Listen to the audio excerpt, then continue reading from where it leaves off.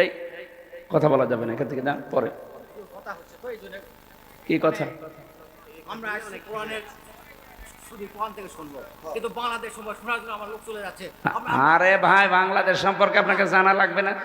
না, কোরআন থেকে আমরা কোরআন থেকে কিসের রাজনীতি? আপনার ভালো না লাগলে আপনি চলে যান। না না, আমি কোরআন থেকেই বলছি। আপনি কি কোরআন আমার সাথে বেশি বোঝেন?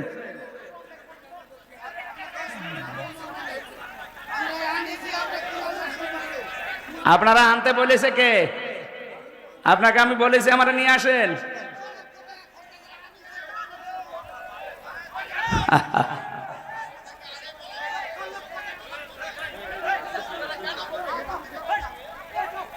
আপনার কাছে কিছু জিজ্ঞাসা করে কথা বলা লাগবে আমার?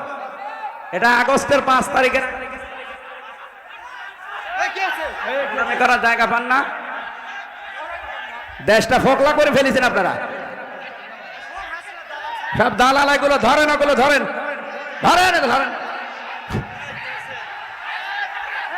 শয়তানি করার জায়গা পায় না, দেশটা শেষ করে দিয়েছে। টাকা ফেরত দেওয়া লাগবে এই দেশের। শয়তানি হয়নি, কি হবে কি? এটা আর আগস্টের 5 তারিখে নেই। ভণ্ডামি করার জায়গা পাও না। যেখানে বাধা পাবেন ওই জায়গায় একেবারে মাটির সাথে মিশিয়ে ফেলবেন।